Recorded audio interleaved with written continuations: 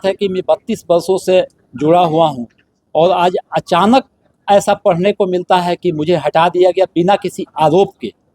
तो ये तो शौक जैसी स्थिति है मेरे लिए।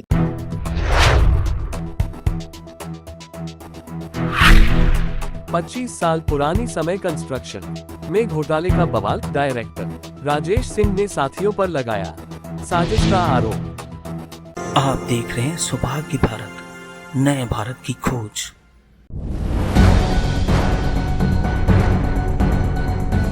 जमशेदपुर के काफी पुराना बिल्डर समय कंस्ट्रक्शन प्राइवेट लिमिटेड कंपनी में विवाद शुरू हो गया है। कंपनी के प्रोप्राइटर राजेश कुमार सिंह को घोटाला का उजागर करना काफी महंगा पड़ा। कंपनी के बाकी 3 पार्टनर ने इन्हें डायरेक्टर पद से मुक्त कर दिया है।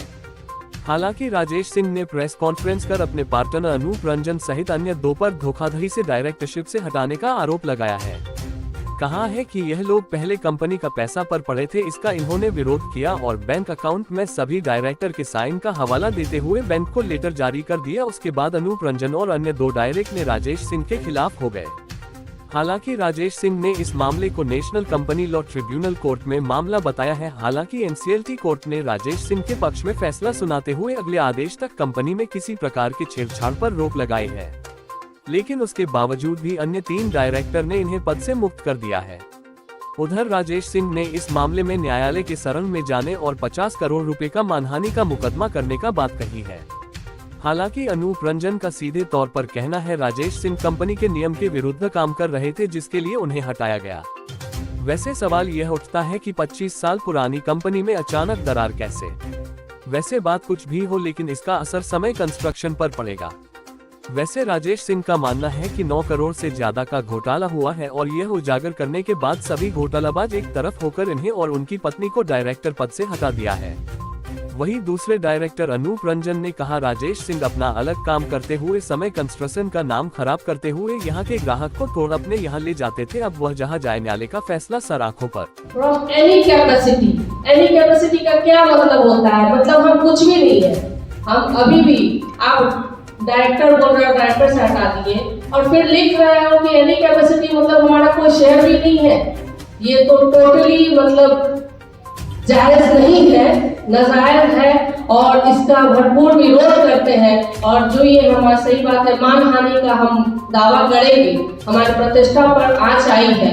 इसका किसी को अधिकार नहीं है कि किसी के मान सम्मान पर ठेस पहुंच जाए। सिर्फ पैसे की बात हो तो वो भी अलग बात है, लेकिन किसी के सेल्फ रिस्पेक्ट पर अगर कोई आंच उठाएगा वो तो बर्दाश्त नहीं है, वो तो निंदनीय है और इसका हम लोग का विरोध करते हैं। और डायरेक्टरशिप हटा देंगे ऐसे कहीं होता है? आप लोग भी है, सब तो एक जनरल लेमैन भी बोलेगा कि कोई मिल के अगर कोई 4 आदमी 5 आदमी मिल के अगर कोई बिजनेस कर रहा है, ठीक है, और आपका आज इच्छा नहीं हो तो किसी एक को बोलेंगे हम कि मेरे पास 4 जन का मेजॉरिटी है तो आज आप आपको निकाल दे रहे हैं, तो वो निकाल देंगे और कोई भी निकल जाएगा।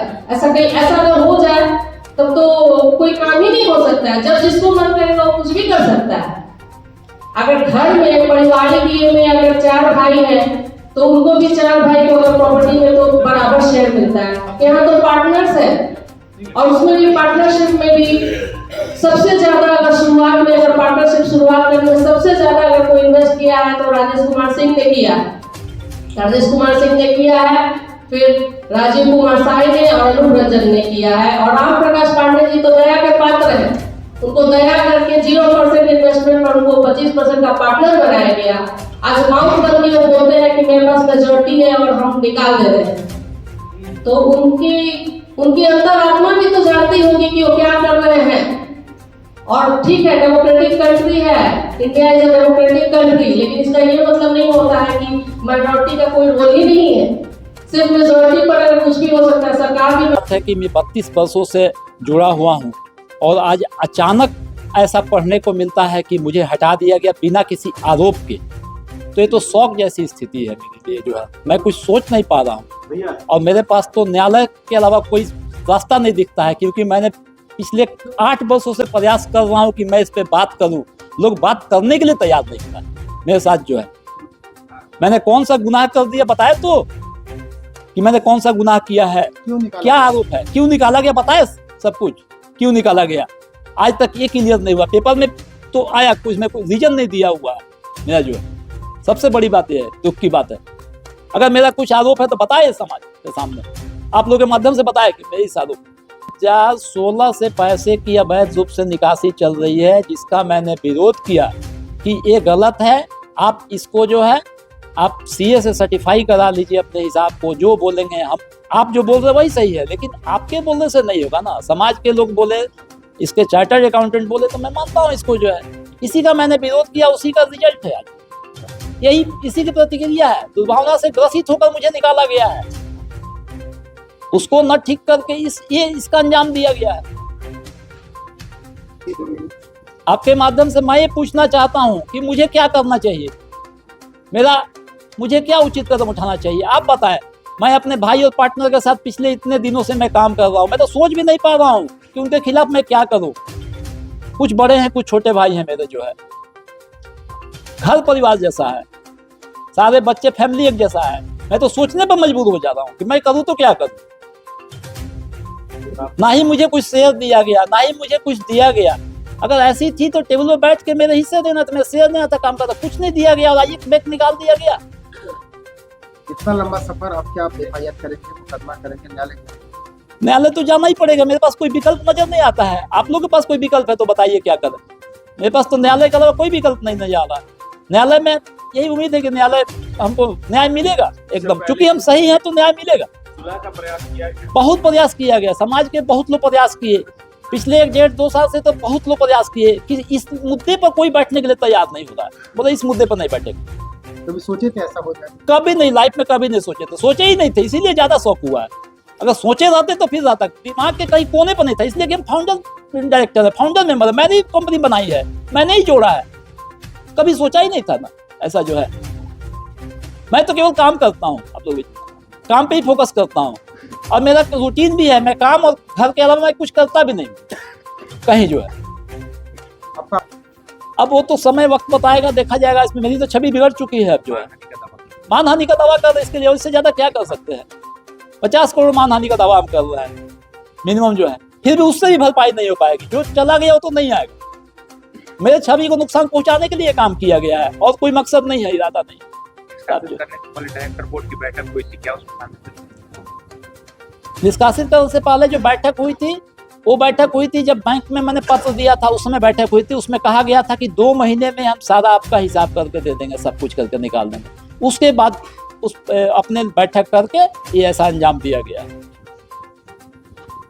अवैध निकासी के विरुद्ध गया तो मैं ही आवाज उठाऊंगा ना, वो तो सबका समर्थन है। पिछले 8 साल में नहीं समर्थन दिए कि वो संलिप्तता में, बाकी और सब लोग संलिप्त है। सारे डायरेक्टर, हाँ, सारे डायरेक्टर संलिप्त है उसमें जो है।